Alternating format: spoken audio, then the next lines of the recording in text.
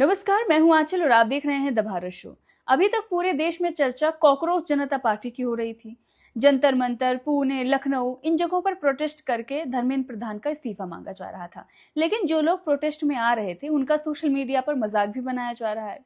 बहुत सारी बातें उनके जो फाउंडर हैं उनको लेकर कही जा रही हैं। इसी बीच एल्विश ने भी उनका मजाक बना दिया।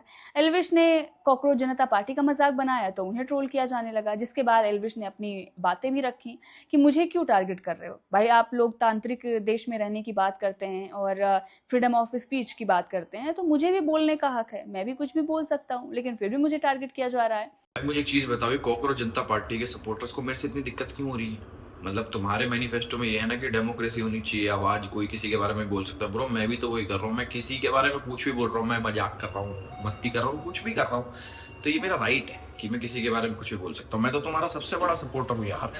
क्या कर रहे हैं बंदे, किसी पे तो जानना बने हो भैया। कॉकरोच जनता पार्टी के सपोर्टर हो आप?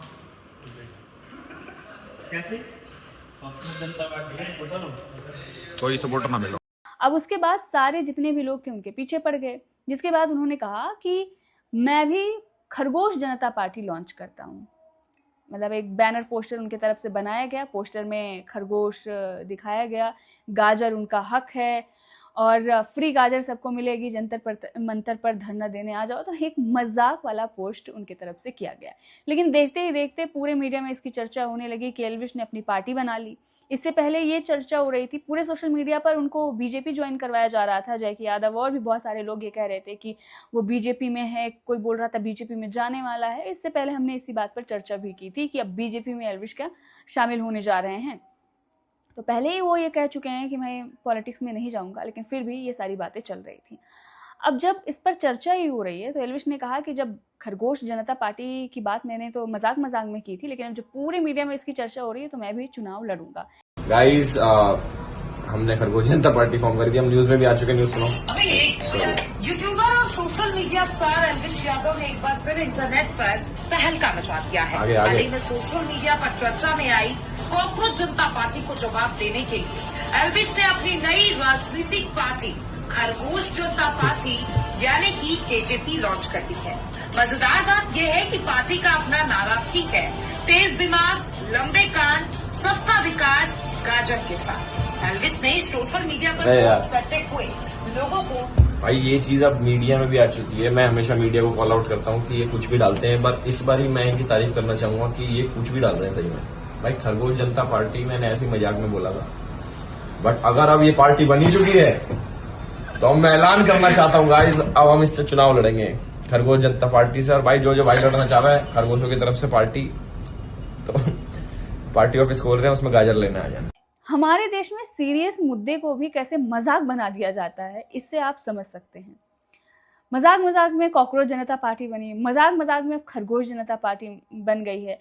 छात्रों को न्याय नहीं मिला, लेकिन सबकी अलग ही पॉलिटिक्स चल रही है और ये पॉलिटिक्स खत्म नहीं होगी। अभी एक अर्पित मिश्रा या शर्मा करके कोई हैं, अगली वीडियो में बात करेंगे क्योंकि ये बहुत लंबी हो जाएगी।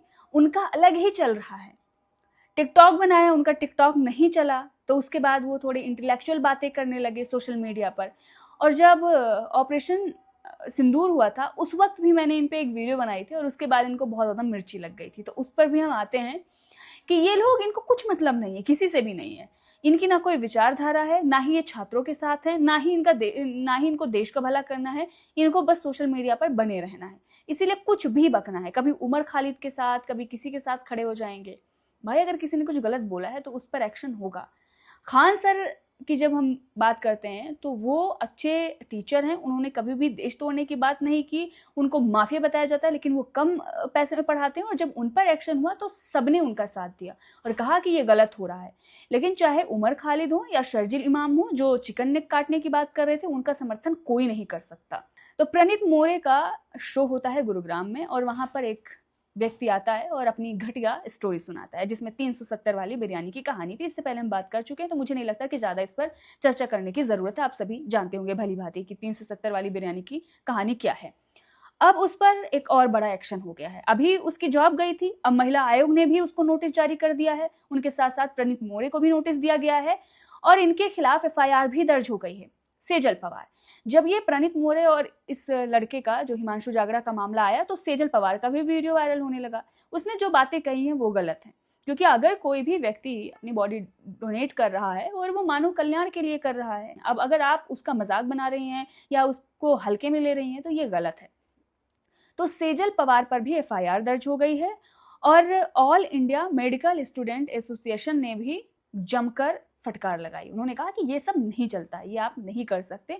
उन्होंने तो ये भी कहा है कि इस पर सख्त एक्शन लिया जाएगा, क्योंकि मेडिकल शिक्षा की गरिमा कम की गई है इस तरह के बयान देकर। लेकिन आप देखिए, वो लड़की वहां जाती है, घटिया मजाक करती है और उसके बाद इतनी ज्यादा फेमस हो जाती है, हर कोई उसे सपोर्ट करने लगता है।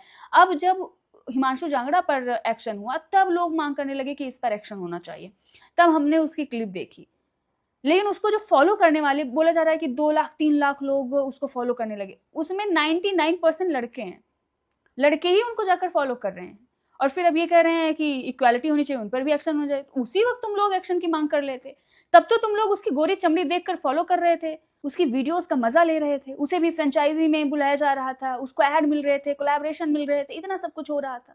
तब आपने सवाल नहीं उठाया। मतलब जब कोई लड़का फंसेगा तभी आपको ये सब चीजें याद आएंगी। तो ये दोहरी मानसिकता है। महाराष्ट्र साइबर ने कॉमेडियन प्रणीत मोरे, हिमांशु जागड़ा और डॉक्टर सेजल पवार, इन तीनों पर FIR दर्ज की है। FIR इंडियन पिनल कोड यानी कि IPC की 2023 की अलग अलग धाराओं और IT एक्ट 2000 की धारा 67 के तहत दर्ज की गई है। और आरोप ये भी कहा उसमें लगाया गया है कि उनसे जुड़े ऑनलाइन वीडियो में महिलाओं और सहमति और मृत लोगों के बारे में आपत्तिजनक कमेंट किया गया है, इसीलिए ये एक्शन लिया जा रहा है। तो अब क्या कुछ होता है ये देखना होगा, क्योंकि बताया तो ये जा रहा है कि अब तीनों को हो सकता है कि जेल जानी ही पड़े। इसमें थोड़ी रहम जो है वो लड़की के लिए बढ़ती जा सकती है, लेकिन प्रणीत मोरे और हिमांशु जागड़ा बुरे फंस गए हैं, क्योंकि देश में वैसे भी बहुत बड़ा मुद्दा चल रहा है स्टूडेंट का। अब उसको डाइवर्ट करने के लिए कुछ ना कुछ तो चाहिए, हो सकता है ये मुद्दा और बड़ा हो सके।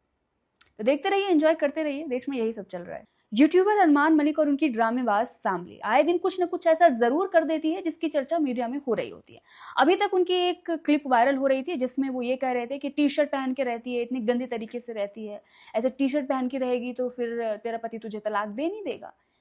अब ये कहाँ से, एक कोई एस्ट्रोलॉजर हैं या जो भी हैं, इन्होंने बहुत पहले बोला था कि अगर पति को खुश रखना है और पति दूसरी लड़कियों के पास ना जाए तो घर में सच समझ सबर कर रहो, अगर लोअर टी-शर्ट में रहोगी तो पति कहाँ से प्यार करेगा।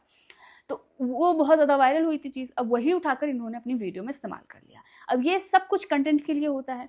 उसकी बहुत ज़्यादा चर्चा हो रही थी, लोग ये कह रहे थे कि वो डाइवोर्स देने वाला है अपनी पत्नी को, वो तो अपनी दूसरी पत्नी को ऐसे रख रहा है, बहुत ही परेशान कर रहा है। अरे भाई, इतना ही परेशान कर रहा होता तो वो घर से चली जाती। ये सब कुछ नाटक है, सिर्फ व्यूज़ लेना है, पैसा कमाना है।